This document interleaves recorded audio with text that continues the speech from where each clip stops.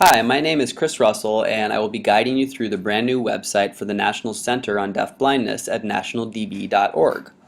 NCDB's website has long been a critical resource for professionals and families, providing an extensive and expansive library of materials on a wide range of content areas relevant to working with and advocating for children with dual sensory impairments. What we see now is the new website launched around fall of 2013. In addition to a reorganization of content, the most unique feature of the new site is the option for personalization. You can create your own free profile on the site, which allows you to join discussion groups, participate in open forums, connect with other people, and bookmark content which is then saved in your profile and can be shared with other users or non-users.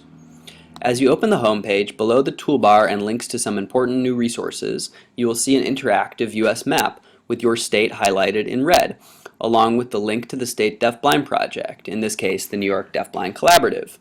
This is immediately defined as an essential resource on a local level for professionals and families alike.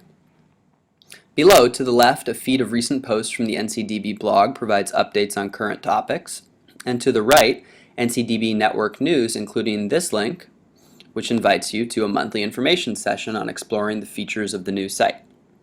As we move along to the next page on the toolbar, NCDB Focus, we are introduced to the 4 major goals and the 6 main initiatives of NCDB, each of which opens to provide introduction to the central topic. As I open Family Engagement Initiative, I see at the bottom of the page a link to join the group surrounding this initiative, and I can click on this link to join the group. At this point, I would like to briefly show you the features of the personalized profile, the link to which is always present at the top right of the page. As I click on my profile, you can see the groups I've joined, including the family engagement group I have just joined. To the left, in the profile menu, shows the resources I have bookmarked, the people with whom I've made connections, and any notifications I may have received. Once I have contributed to a group discussion or resource, these contributions will also appear. Going back now to NCDB Focus, key demographic resources are given at the bottom left of the page, including the national child count reports and data maps. This is an excellent resource and one that puts things into specific perspective for professionals and families across the U.S. This interactive map provides a variety of census data on children with dual sensory impairments from state to state, and is especially important to professionals such as technical service providers in terms of identifying specific needs. For example, as I click on school-age settings, I can see below the number of children being served in different settings per state. Going back now to the library, this is perhaps the most important resource for both families and professionals, and one that I personally use quite often.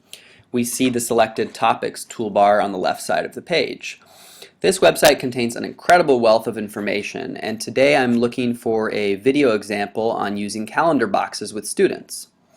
I can find this by simply searching for calendar box in the library search bar, or I can browse through selected topics to find what I'm looking for. Looking in Learning and Instruction, I find the subtopic Calendar Systems, which opens up to display a variety of materials. To the left of each resource is an icon which shows whether it is an article or an audio-video file. Also, links to websites, modules, and presentations are marked.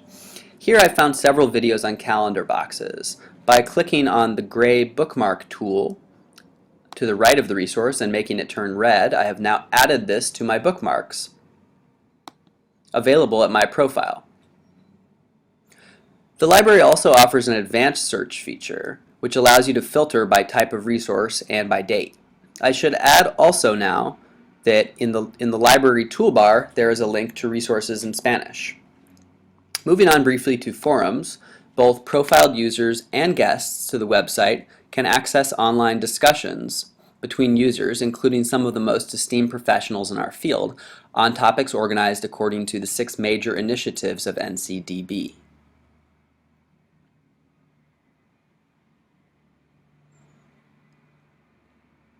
Moving on to connections, we see a variety of options for getting in contact with professionals and site users. You can browse through the categories to find a person or find contacts near you, searching by state.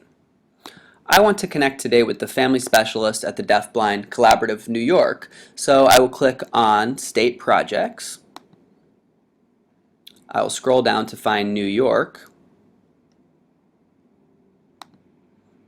And here I can find the contact information for all of the people involved with the project and Clara Berg's contact information under Family Specialist. I'm already connected with the project, as you can see by the red highlighted connection. So I want to make a connection directly with Clara. Since I know her name, I can find her in Family Specialist or by just doing a search of her name. Here she is, and now I'm adding her to my connections by clicking on the gray person icon to the right of her name. Next on the toolbar in Events and Training, news and links are provided to just that, including webinars and online courses, in addition to conferences and site-specific trainings. These, like everything else on the site, can be bookmarked and added to your own personalized library. On the right end of the main toolbar are links to specific recommended resources and links for state projects, for service providers, and for families. These are organized resources from the extensive library and site geared towards specific use. You can see in service providers, for example, that these pages are organized to be very user-friendly and offer some nice links to getting involved with groups and initiatives, professional development opportunities, content resources, discussions, and more. Finally, I would like to show you how to share an item from your personalized profile with another user or non-user by going into My Profile on the top right, and for example, My Bookmarks. I would like to share with you a functional vision assessment that I have found and bookmarked. By clicking on Share to the right of the resource, I have an option to send it by email, Facebook, or by Twitter. I hope that you've enjoyed this overview of the new and exciting NCDB website and hope you'll use the incredible resources that this site offers.